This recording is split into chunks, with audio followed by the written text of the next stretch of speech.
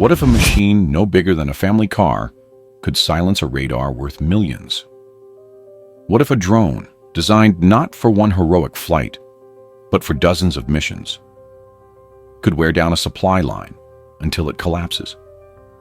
And what if a small, almost invisible boat, drifting through misty canals, could release flying eyes into places no one thought to guard? These are not scenes from a science fiction movie. They are glimpses into a new era of warfare, where small, specialized machines can punch far above their weight. In this video, we'll explore three of them: Bober, the loitering munition; Punisher, the reusable UCAV; and Ursula, the unmanned surface vessel that can launch FPV drones. But we won't do it with technical manuals or endless data sheets. Instead, we'll mix clear analysis with short illustrative stories, fictional vignettes designed to show how these platforms might look and feel in action. Think of them as cinematic sketches, not battle reports, not classified secrets, but a way to picture what's at stake and why these devices matter. By the end, you'll understand not just how they work, but also what they reveal about the future. A future where cost, imagination, and agility can reshape the battlefield. So, let's begin with Bober, the loitering munition that embodies the idea of small strike, big effect. When most people hear the word drone, they picture a buzzing quadcopter bought online. But a loitering munition is different. Think of it as a flying hunter that can wait. Instead of dropping a bomb and turning back, it is the weapon. It circles, observes, and only dives when the right moment comes. The UJ-26. Bober has become one of Ukraine's most discussed loitering systems. It isn't built for dogfights or glamour shots. It's designed to travel long distances, linger in the air, and strike the parts of an enemy network that truly matter. It waits like a hawk circling the sky, then dives when the target blinks. It is just after dawn on a gray coastline. A radar station hums as its antenna sweeps across the sea, sending invisible beams into the morning air. Inside, an operator stares at a screen filled with static and routine echoes. To him, nothing is unusual. Above the horizon, a small silhouette hangs in the distance. To the naked eye, it might pass as a seabird, but through a camera lens, it is unmistakable: a Bober loitering munition. For nearly 20 minutes, it has circled quietly, patient, waiting. Suddenly, the radar dish turns slightly, creating a blind spot. On the operator's screen, a tiny blip appears, then vanishes. He frowns, taps the console, thinks it's a glitch. In that heartbeat, the Bober commits. It does not aim for the concrete walls or the heavy doors. Instead, it dives straight for the eyes, the spinning radar that feeds every defense system in the area. A flash, a shock wave, and then silence.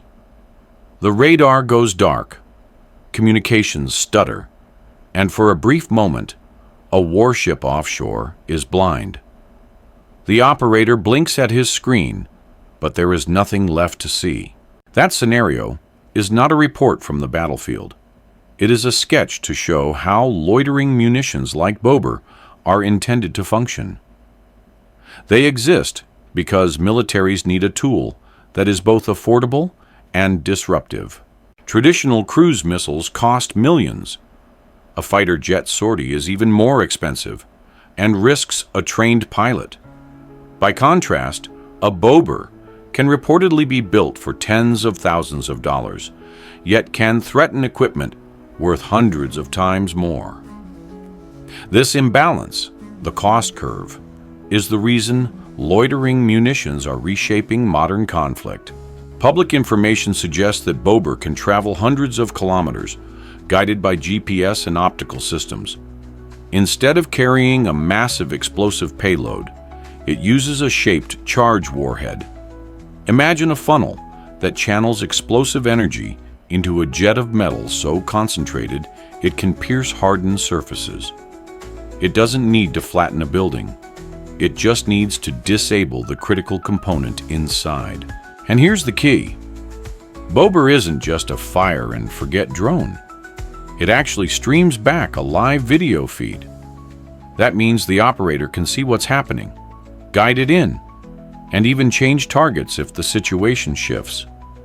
It's flexible, and that flexibility is what makes it dangerous. Now let's clear up a couple of myths. First, no, these drones don't scream through the sky like supersonic jets. In reality, they move at modest speeds, built for endurance and smart navigation, not raw velocity. Second, bigger doesn't always mean better. A huge warhead isn't always what matters. In fact, a small charge, placed with precision on the right spot, like a radar antenna or a power hub, can cause far more disruption than just blasting away with brute force. At the end of the day, Bober proves a simple principle. Modern strikes aren't about hitting harder. They're about hitting smarter. The rise of loitering munitions forces defenders into a constant state of vigilance. A radar that once felt secure may now be vulnerable to a relatively cheap device guided from hundreds of kilometers away. To counter this, defenders must deploy more sensors, more jammers, more patrols, all of which are expensive. Strategically, this drains resources.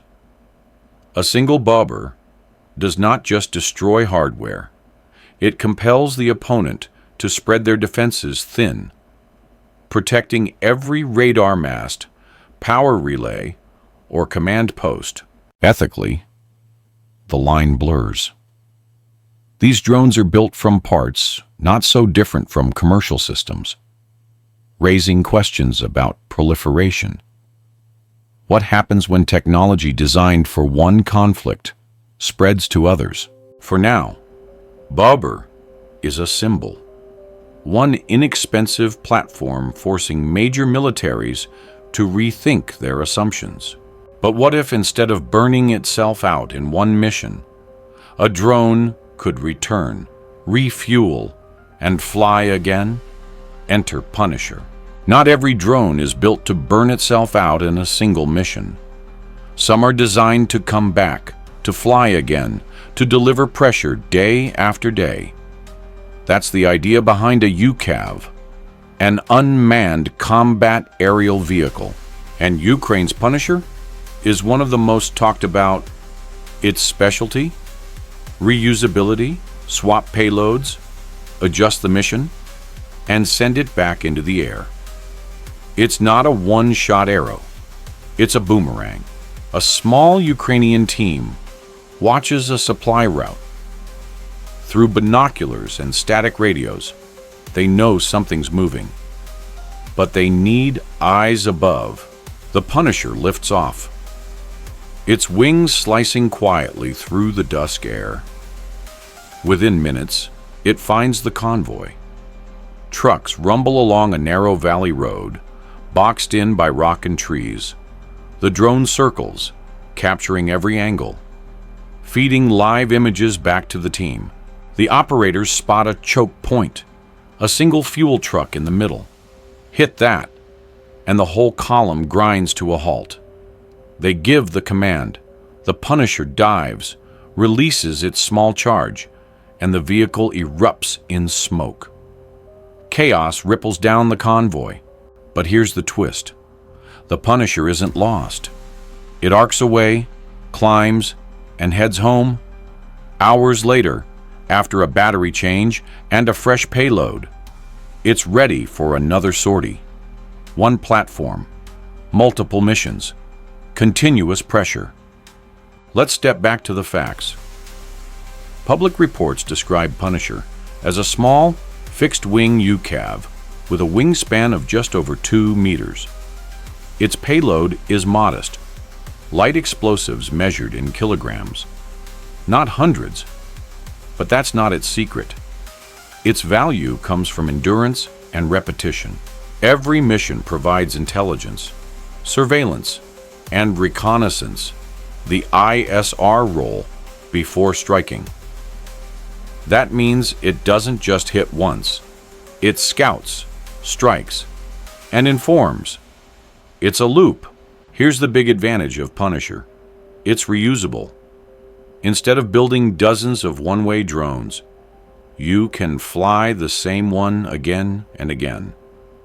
Every sortie adds pressure, and over time, that constant presence wears down enemy supply lines and forces them to adapt.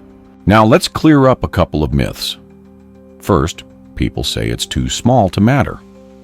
But in logistics warfare, it only takes one disabled truck to block the road and stall dozens more behind it.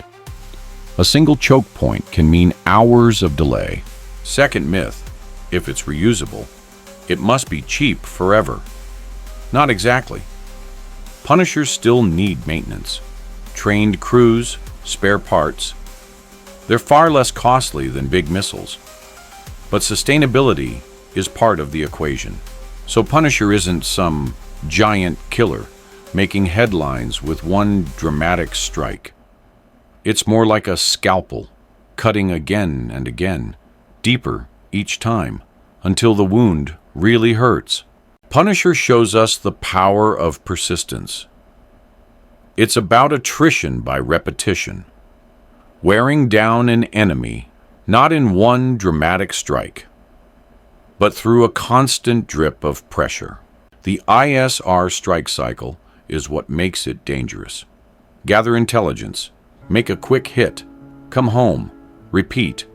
That loop erodes confidence as much as it damages hardware. And psychologically, it gnaws at supply lines. Drivers know that, at any moment, an unseen drone could be overhead. Commanders know their convoys are never safe. The effect isn't just physical, it's mental. If Bobar is the hawk that dives once, Punisher is the mosquito that keeps coming back. You swat at one, and another appears. But not all drones come from the sky. Sometimes, the real surprise drifts in on water. Meet Ursula. Not every drone flies. Some skim across water. These are USVs, unmanned surface vehicles. Instead of wings or rotors, they use quiet hulls and small engines to drift where people least expect. Ukraine's Ursula is one such craft. Small, roughly a meter long. It's designed for rivers and canals, places too shallow or cluttered for ships. But Ursula's secret is what it carries: FPV drones. It glides in unnoticed, then launches eyes into the air. Like a Trojan horse on water, it delivers surveillance and surprise where defenders feel safe. The hour is just before dawn. Mist hangs low over a narrow canal. To anyone on shore, the water looks empty. But beneath the fog, a small black craft slides silently forward. Ursula. It drifts along the reeds, blending into the natural clutter. Then, with a quiet whir, a hatch opens. From its deck, a quadcopter lifts off. The tiny drone climbs above the tree line, its camera stabilizing as it clears the mist. On a monitor miles away, operators suddenly see what no patrol on the ground could: a hidden supply depot tucked behind warehouses, previously invisible from the road. The mission isn't to fight, it's to reveal. Ursula stays low, drifting quietly, as its flying scout feeds back the truth of what's hidden. Reports describe Ursula as a small, meter-scale surface craft. It's not armored. It's not fast. But it doesn't need to be. It's built for riverine operations, shallow waters, urban canals, and inlets where larger ships can't go. Its primary use is reconnaissance, slipping close to targets while avoiding the obvious air corridors. Once in place, it releases FPV drones, multiplying reach. Instead of launching from distant fields or exposed roads, operators can now get drones airborne from right under an enemy's nose. That's the real power of Ursula. It's not just some little boat drifting along. It's a mobile launch pad. And that means defenders can't just watch the skies anymore. They've got to watch the waterways threading right through their territory. Now, let's tackle a couple of myths. First myth: water drones are just toys. Not true.